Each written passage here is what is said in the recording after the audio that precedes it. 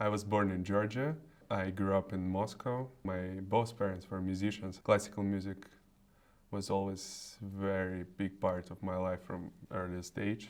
I studied in Central Music School at Moscow Conservatory with Yuri Bashmet. Then I started my student years. First I studied in Cologne, in Germany, then I moved to Geneva and studied there for 2 years. Then I had a fantastic opportunity to be a student in Kronberg Academy. Then I finished my studies in Berlin with Tabea Zimmerman and Hans Eisler. Now I live between Amsterdam and Berlin. For me, it was not really a choice to play viola because my mother is a viola player, as my father is. When I was a baby, she was used to take me with her to her rehearsals. I always knew that I will play this instrument. I believe viola is an incredibly special instrument. First of all, the register of the instrument in the middle of everything. Johann Sebastian Bach was used to say that when he plays viola, he feels he is a center of polyphony. And many great composers were used to play viola, most of them actually. Viola has a very special path in the music instrument world.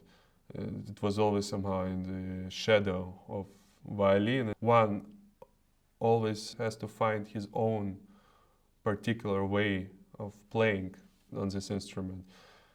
You still have opportunity to be very creative and even experimental, as long as you stay in certain frames of style and taste.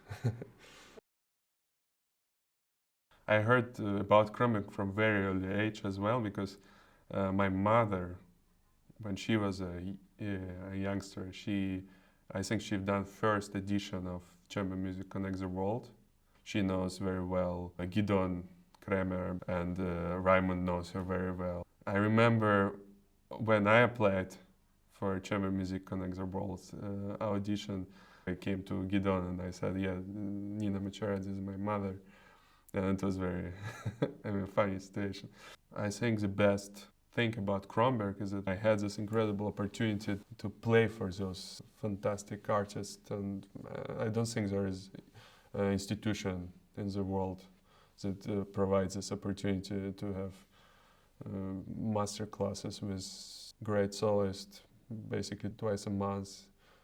And just this feeling of small institution, I don't know, family-like feeling, and I think it's unique. I think music is a language that you talk, and you need to have a listener.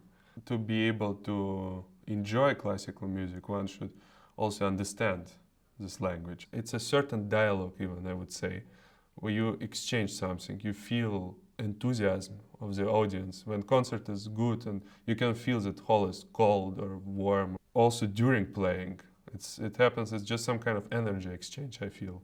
You share something, but you also get back from audience. It's a language that we talk.